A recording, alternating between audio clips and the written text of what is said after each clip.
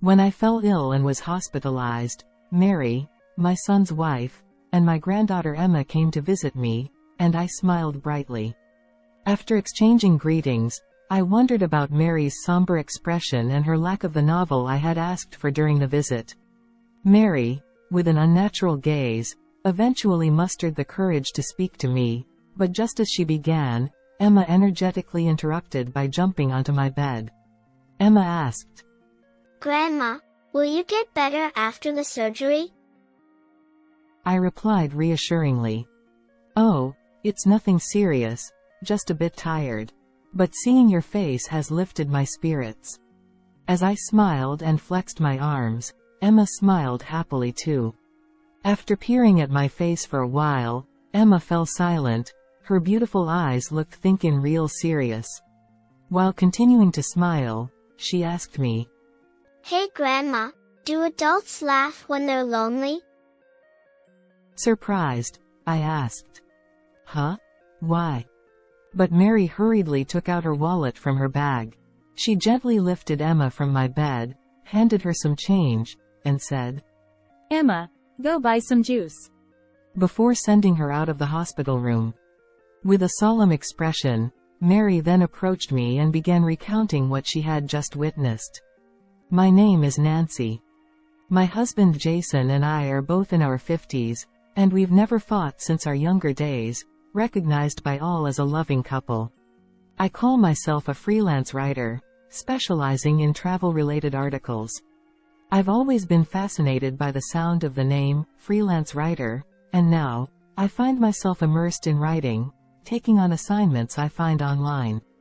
Jason works for an online gaming company, handling tasks like system development. But his job keeps him incredibly busy, often leading him to spend nights at the office when deadlines approach. We live near our son and his wife, with whom we share an excellent relationship. John and Mary often invite us for overnight trips and outings, planning activities that we enjoy together. Our granddaughter Emma always says how fun it is to be with Grandpa and Grandma, which never fails to bring a smile to my face. However, Jason always declines our son's invitations, citing his busy work schedule, leaving both me and himself disappointed. While our schedules rarely align for us to share meals, I deeply appreciate the hard work Jason puts in for our family, often working late into the night. While my husband works tirelessly from early morning to late at night, sweating it out, I enjoy the freedom of being a freelance writer without being bound by time constraints. It feels unfair to indulge in leisure trips with our son's family when I have the luxury of spare time. Sensing my sentiments, Jason always smiles with deep wrinkles etched on his face as if carved with laughter lines. "Work feels like a hobby to me. So you don't have to worry about it." "Yeah, thanks always." "So, where are you heading for our next trip?" "Well, next time, it's to a tourist spot that has seen an increase in visitors lately." Jason listens to my talk with a smile, nodding occasionally and interjecting appropriately. He's a great listener, sometimes showing surprise, sometimes nodding with deep interest. It would be such an honor if someone read my travel article and decided to visit the places I recommended. I said with enthusiasm, and he always responded with a delighted smile on his face. One day, while writing an article on my computer in my room, my fingers typing on the keyboard suddenly stopped. It felt like I was making more mistakes than usual. My body felt feverish, even though the air conditioning was set high. Despite taking deep breaths, I continued writing, but eventually, my fingers came to a halt. I recognized the signs from past experiences. I had a fever. I glanced back at the words on the computer screen, letting out a heavy sigh. With deadlines looming, I couldn't afford to rest just because of a fever. I pushed through and finished the article, but as soon as I completed my work, exhaustion overwhelmed me, and I slumped in my chair, eventually losing consciousness. Coincidentally, my son's family came by to share dinner and became concerned when I didn't answer the doorbell. Mary, who had a spare key, let herself in and found me collapsed. Without hesitation, my son and his wife rushed me to the hospital. The strain of pushing through while feverish had taken its toll, and I was diagnosed with temporary exhaustion. Due to severe headaches, the doctor recommended a 3-day hospital stay. When I contacted Jason, he had already returned home from work and couldn't find me, worrying about my whereabouts. He swiftly packed 3 days' worth of clothes and rushed to the hospital. Jason apologized sincerely, his voice filled with regret. He explained that his busy schedule wouldn't allow him to visit until the day I was discharged. I reassured him with a smile, saying, "Don't worry about it." If work demanded his presence, there was nothing to be done. With a smile, I reassured Jason not to worry. The next day of my hospitalization, my fever subsided, and I felt much better. Sitting on the clean hospital bed, I fidgeted, looking up at the ceiling or opening the drawers of the TV stand. I thought, maybe I could take a short walk around the hospital. Convincing myself, I strolled through the corridors until I found a small chair near the shop and restaurant area. Oh, it's too boring. Across from me, a man sat reading while a drip stand stood nearby. Ah, that reminds me, I had a novel I was reading at home. John wouldn't be at home due to work, so I decided to call Mary and ask her to bring the novel. I had given her a spare key, and it would be easy to explain where the book was. Mary readily agreed when I called her from the hospital's public phone. Returning to my room, I started reading a picture book placed there. It was a "Where's Waldo?" book, and as I earnestly searched for Waldo, 2 hours had passed. Mary came to visit, and I looked up from the book, feeling a strange sense of guilt for what felt like the most unproductive use of time in my life. I returned the book, smiled at Mary and Emma, and said, "Thank you so much, Mary." After greeting them, I couldn't help but wonder about Mary's somber expression and the absence of the novel I had asked for. Mary, with an unnatural gaze, eventually mustered the courage to speak to me, opening her mouth to convey something. But just as if to intervene, my granddaughter Emma jumped onto my bed with her small body, full of vigor. Grandma, will you feel better after the surgery? Huh? Oh, it's nothing serious. Just feeling a bit tired, that's all. But seeing your face has completely cheered me up. I smiled and flexed my arms, and Emma, seeing that, smiled happily too. After peering at my face for a while, she fell silent, her eyes looked like thinking something serious. I continued to smile as I looked into her beautiful eyes as if pondering something. Hey Grandma, do adults laugh when they're lonely? Huh? Why do you ask? Because, when I went to Grandpa's house earlier, there was a girl I didn't know, and Grandpa and she was having a party together. Even though you're in the hospital, Grandpa seemed really happy. I see. Grandpa is sneaky. Having a party when you're not around. I saw it. They were having amazing food and delicious-looking juice at home. I didn't know how to respond to Emma's confession. Unable to come up with a clever reply, I realized my forced smile looked strained, trying not to let on that I was clearly speechless. Mary lifted Emma from my bed, handed her some change from her wallet, and sent her out of the room to buy juice. Then, with a solemn expression, she approached me and began recounting what she had just witnessed. Mary and Emma received my message and used the spare key to enter my house. Since it was a weekday afternoon, they assumed nobody would be home and entered without much thought. However, upon entering, they noticed neatly arranged women's shoes at the entrance. Faint laughter from Jason could be heard coming from the living room. Wondering if he had taken the day off, they approached the living room. Mary thought perhaps Jason was watching TV and laughing. But what they saw through the slightly ajar living room door was Jason and an unfamiliar woman sitting closely on the sofa. The woman seemed to be leaning into Jason's arm, whispering something softly into his ear. Mary instinctively grabbed Emma and left the house immediately. Mary later confessed. On the way here, Emma asked me why we didn't greet them. I panicked and said that Grandpa was feeling lonely because Grandma wasn't feeling well, so they were pretending everything was fine. Mary looked genuinely apologetic as she lowered her head. I quickly reassured her. It's okay, don't worry about it. I'm sorry too. Emma, holding a juice, returned to the room with a happy expression on her face. Emma spent time on my bed, chatting about trivial things and laughing happily. Mary watched them with a complex expression, but I quietly reassured her.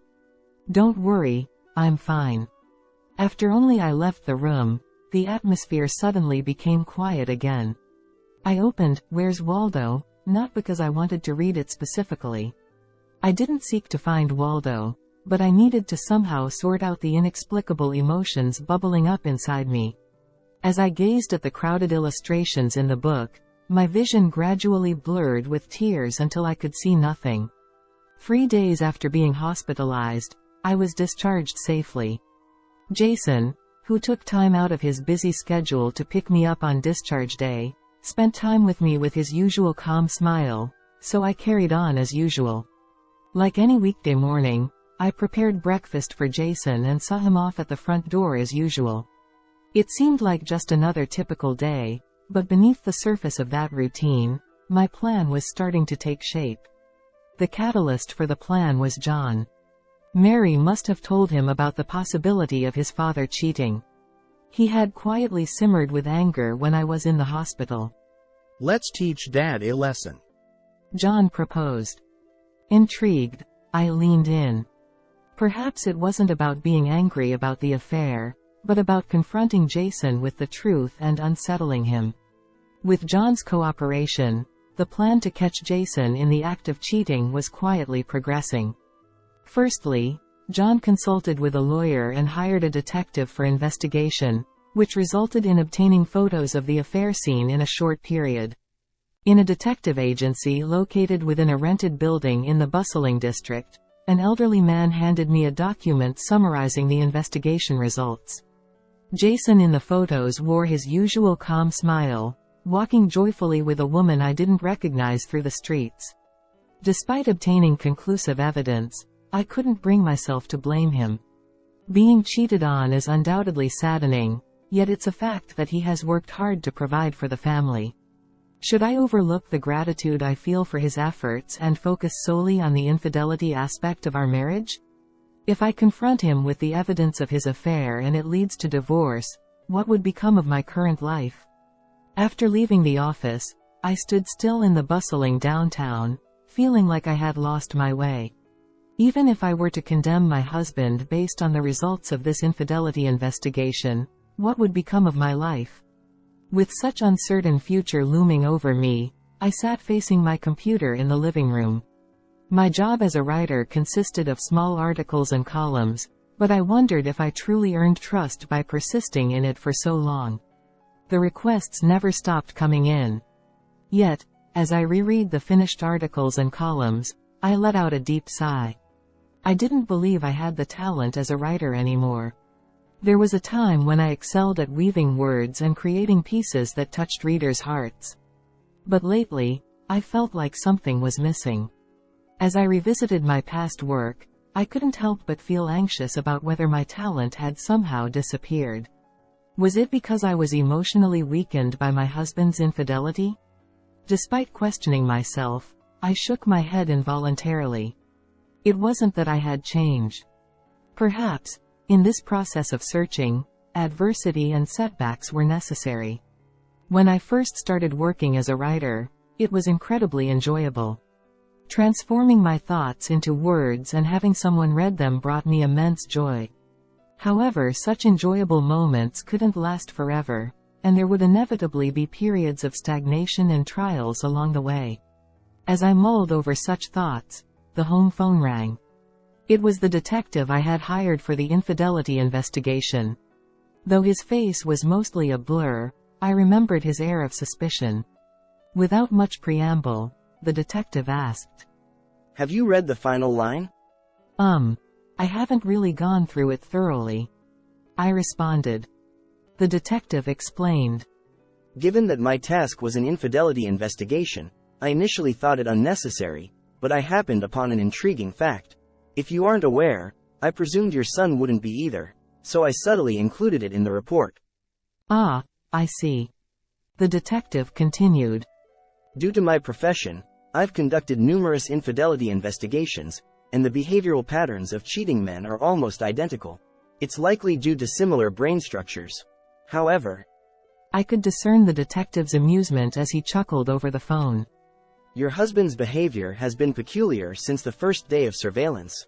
Normally, my job would be to capture evidence of infidelity and call it a day, but I had a discussion with a lawyer, and given our firm's 10th anniversary, I decided to extend the service.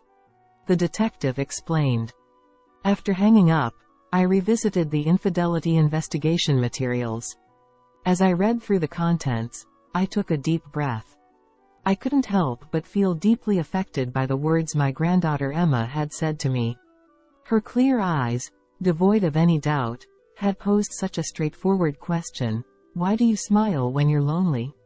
A month later, I informed Jason that I was going on a trip with my son's family and smiled at him as he saw me off at the doorstep of the house. Pulling a lightly packed carry-on bag, I headed towards the station. Drifting aimlessly on the train, I gazed at the scenery passing by the window. In my youth, trains were always our mode of transportation for dates with my husband. Until we got married, we never owned a car, so we always met at a quaint cafe near the station, known for its specialty teas. The menu meticulously listed names like Candy and Dinbra alongside each type of tea leaf. We'd both arrive 30 minutes before our usual meeting time, and he always ordered Maloo tea. Maloo, derived from the hibiscus flower, brewed into a blue tea reminiscent of tropical seas, accompanied by thinly sliced lemon that, when lightly squeezed, magically turned pink. Beautiful, isn't it? My husband murmured, looking not at the beautifully adorned Maloo tea but at me. I couldn't help but smile wryly at his usual remark. Looking back now, we must have seemed like foolish lovers, but back then, I was undeniably happy. Despite the anger and frustration of being cheated on, what comes to mind is always Jason drinking Maloo tea back then. I enter a cafe without much thought, looking for something familiar. Maloo tea isn't on the menu. Opting for a menu simply labeled black tea, with no mention of specific leaves, I sit down and let my gaze wander over the words printed in my book, now barely recognizable to my mind.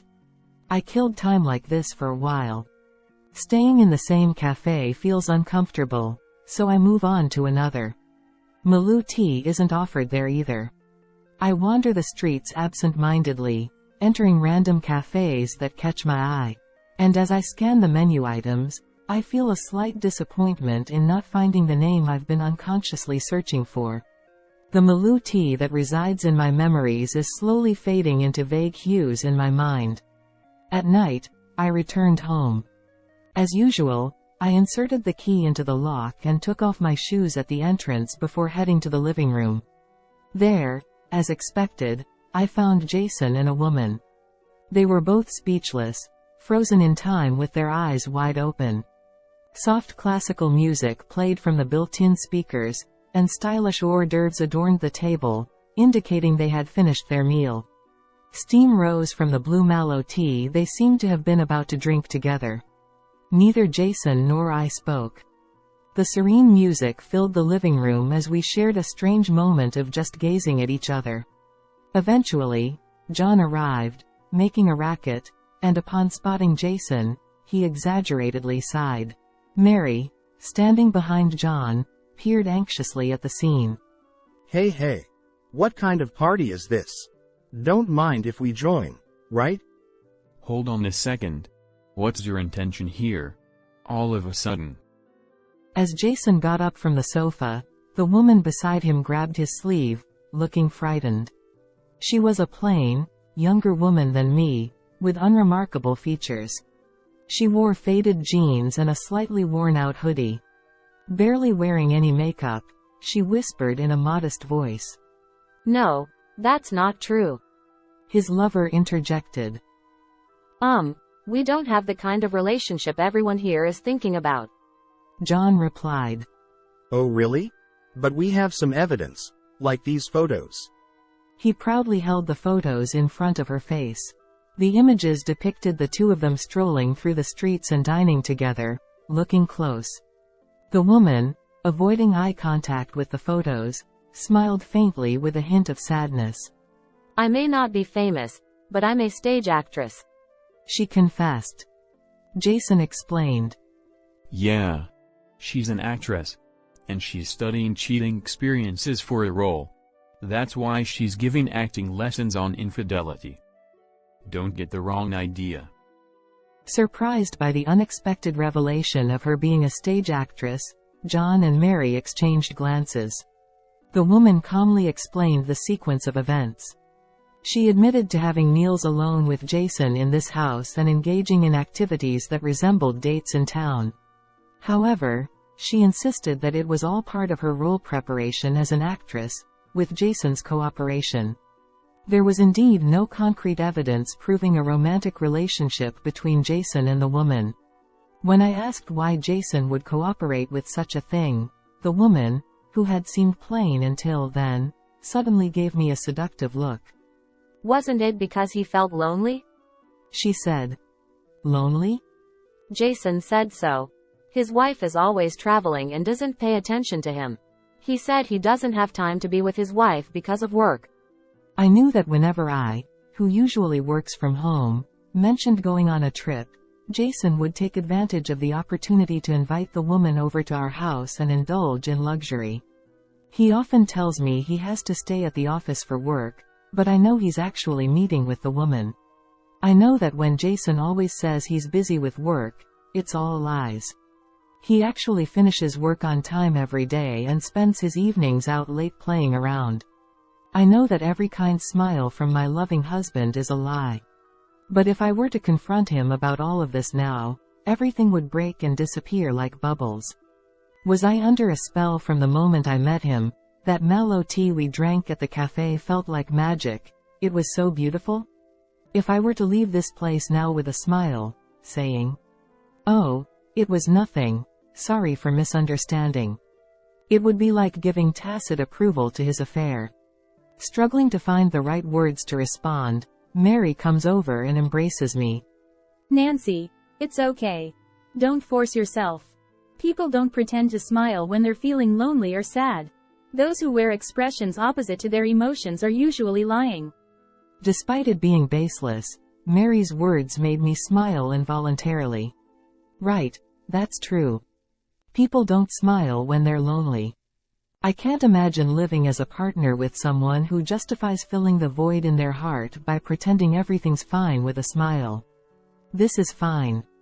I've been pretending to be fooled by Jason's kind smile all this time. Acting as a foolish wife. Perhaps I've been deceiving myself into believing I couldn't live without it. Always a housewife, continuing a hobby-like job, I've become too accustomed to living comfortably and have almost forgotten how I truly wanted to live. Maybe it's time to think more realistically about publishing what I learned during my travels as an article for the world to read, and to envision a future where someone would read it. Turning away from my always gentle and kind husband, I must now become independent. I can't believe his lies anymore. I'm divorcing you, Jason. I declare. I've told you multiple times. It's a misunderstanding. Just because I'm helping her with her acting practice doesn't mean it's evidence of cheating. And I can't afford any alimony. Well, it may not be enough evidence for alimony in court. But John and Mary are on my side. And even our relatives wouldn't side with you given the circumstances. Jason gives a resigned smile and runs his hand through his hair. Suddenly, I hand over the dossier from the detective's investigation and point to the contents. Looking down at the part 1 pointed at, Jason's fake smile finally fades, and his face turns pale. It's unrelated to the affair investigation, but it's Jason's savings balance that the detective uncovered. His savings exceeded $1 million. So, you won the lottery a year ago. Congratulations. $1 million is quite impressive. Well, this is. You've also been returning home from work on time every day and taking a lot of paid leave, it seems. Did you think having money would make everything okay if your affair got exposed? I glare sharply at his mistress. Even in a normal divorce, I'd get $500,000. If you don't admit to the affair, I'll push through the courts no matter the cost. But if you admit to the affair here and now, I'll only go after Jason for alimony. You were after Jason's money anyway, right? After a moment of contemplation, the woman nods slightly with her head bowed. It seems John and Mary are struggling to keep up with the sudden turn of events. So, to put it simply, I'm divorcing Jason. That's all there is to it. After that, the divorce was finalized smoothly, and alimony was paid. Property division was settled, and although Jason was left with a substantial amount of money, he had already lost motivation for work after winning the lottery and was demoted to a less significant position. The woman he had been dating for a while also decided to break up with him as Jason's financial situation deteriorated over time. Since her name never gained much recognition in the public eye, it seems she spent her life without achieving much success as an actress. John and Mary suggested that I move in with them, but I graciously declined and opted to rent an apartment for myself. Are you sure you don't want to live together? John asked. With all the money I have, I could travel around the country freely. I replied. I'm determined to live my life to the fullest from now on because it's my life. Pretending not to see someone's true colors or turning a blind eye to lies doesn't suit me anymore. I intend to communicate my thoughts clearly to those around me in the future. Currently, I'm enjoying my new career as a traveling journalist, a job I had given up on for years due to household chores and child-rearing responsibilities. I receive replies and supportive emails from readers, along with letters like, I visited the same place. Each time I read them, my once blue-tinted heart gradually turns into a warm red, reminiscent of lemon-infused mallow tea, with a hint of lingering sourness but clear warmth spreading throughout.